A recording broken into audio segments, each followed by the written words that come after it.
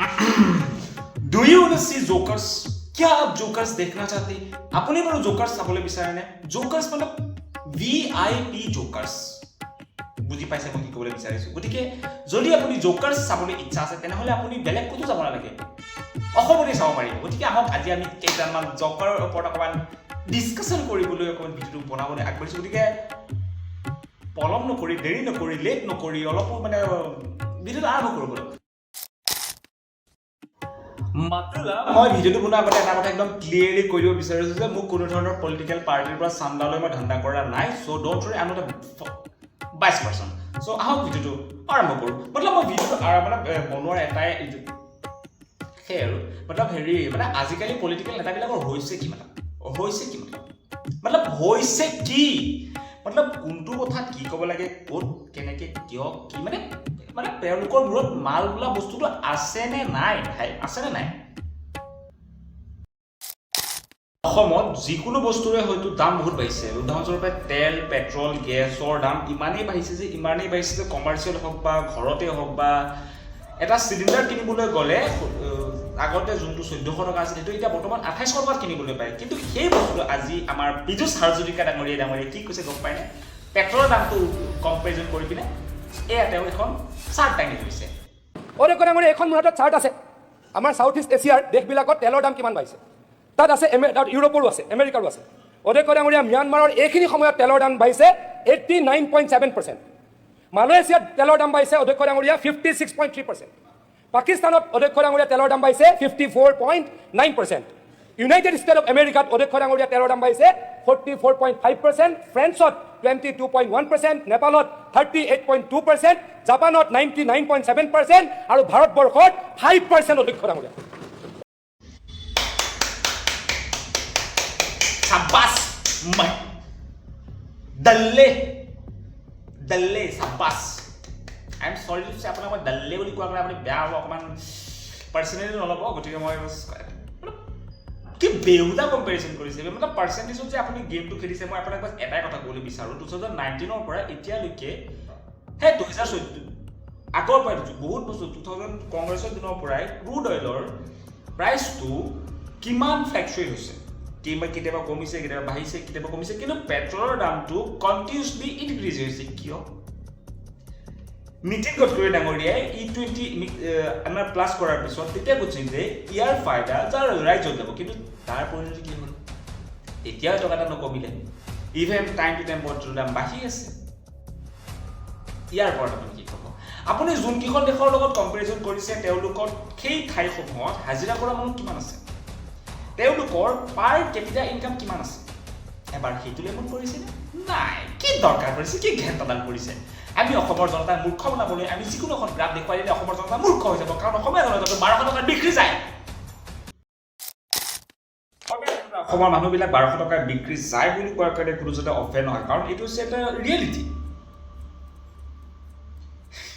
পীযুষ ডাঙৰীয়া অকণমান চাইড কৰোঁ। গতিকে আহক, আপুনি বাৰু এটা কথা জানেনে? আগৰ দিনত যে আমাৰ লক্ষ্মী, পাৰ্বতী, সৰস্বতী এই সকলো যে আগৰ দিনত মিনিষ্টাৰ পদত আছিল, আপুনি গম পায়নে? নেজানে? আহক মই আপোনাক পৰিচয় কৰাই দিওঁ। লক্ষ্মী কোন আছিল? লক্ষ্মী ফাইনেন্স মিনিষ্টাৰ আছিল। সৰস্বতী কোন আছিল? এডুকেশ্যন মিনিষ্টাৰ আছিল। দুৰ্গা কোন আছিল? ডিফেন্স মিনিষ্টাৰ আছিল। আমি তাকেই ইন্দ্ৰদেৱ আছিলে আপোনাৰ জলমন্ত্ৰী, তাৰপিছত আৰু বিজুলী বিভাগৰ মন্ত্ৰী তেখেত আছিলে। আৰু বিশ্বকৰ্মা বাবাদেৱ আছিলে আপোনাৰ কনষ্ট্ৰাকশ্যন, ৰোড, ৰাস্তা ঘাট বনাই পৰে যে সেইটো মন্ত্ৰী আছিলে। আৰু বাকী ৰাৱণ ক'ত পৰিব? ৰাৱণ আছিলে আপোনাৰ হেৰি মানে ঠিকেই দিছে আপোনাৰ তেতিয়া মোৰ মুখত আহে নাই কথাটো, মানে কি সেইটো এই আমাৰ ন্যায় ই আছিলে ৰাৱণটো একচুৱেলি। যোনটো দলৰ ৰজা যেনেকুৱা হয় তেখেতৰ পালি পহৰীয়া মন্ত্ৰীবিলাক সমান হ'বই আৰু। গম পাইছে ন মই কি ক'বলৈ বিচাৰিছোঁ? গতিকে আমাৰ জুবিন দা ঢুকোৱাৰ ক্ষেত্ৰতো আজিও মানে আমাৰ হিমন্ত বিশ্ব শৰ্মা ডাঙৰীয়াৰ মুখৰ পৰা ওলোৱাই নাই, শেষেই হোৱা নাই। ইভেন এতিয়ালৈকে জাষ্টিটো দিব পৰা নাই, কিন্তু জুবিন দাৰ নামত যে চিম্পেথি গেইন কৰিব পৰা সেইটো এটা গ্ৰীণ ৱেটো মুখৰ পৰা যোৱাই নাই তেখেতৰ। জুবিন গাৰ্গৰ নামত মুখ্যমন্ত্ৰী হোৱাৰ সপোন দেখিব লাগে নেকি অধ্যক্ষ মহোদয়? ডাঙৰীয়া, এই যে জুবিন দাৰ নামত আপুনি মুখ্যমন্ত্ৰী হোৱাৰ সপোন দেখিছে, এই সপোনৰ বেলেগ কোনো দেখা নাই, আপুনি দেখিছে। এই জুবিন দাৰ নামত বাকচৌদি কোনো কোৱা নাই আপুনি কৰিছে জুবিনদাৰ নামত ৰাজনীতি বেলেগ খেলাই আপুনি খেলিছে this is the fucking heads reality যোনটো আমাৰ অসমৰ মানুহে হিমন্ত বিশ্ব শৰ্মা জিন্দাবাদ আকৌ এবাৰ বিজেপি চৰকাৰ আকৌ এবাৰ মোদী চৰকাৰ আহিলে সেইটোৱে হৈ আছে আৰু কি কৰি দিলে অসমৰ মানুহে এই কথাটো ঠিকেই কৈছে আপুনি অসমৰ মানুহে যে নমাই দিলে বুলি কৈছে ঠিকেই কৈছে জুবিনদাৰ মান গান গুণ গৰিমা যে নমাইছে অসমৰ মানুহে সাধাৰণতে ৰাতিপুৱা 7টা বজাত হাজিৰা কৰি যাব 5টা বজাত আহিব পইচা ল'ব বজাৰ কৰিব এইবিলাকতো তেওঁলোকে চাই নাথাকে হয় না নহয় মূল্যবৃদ্ধি হৈছে নহৈছে কেনেকৈ চাই থাকিব খাতি খোৱা মানুহ আৰু তাকেই ককা তাকেই এই সাধাৰণ মানুহে মূল্য বৃদ্ধি হৈছে বুলি বুজি নাপায় তাকেই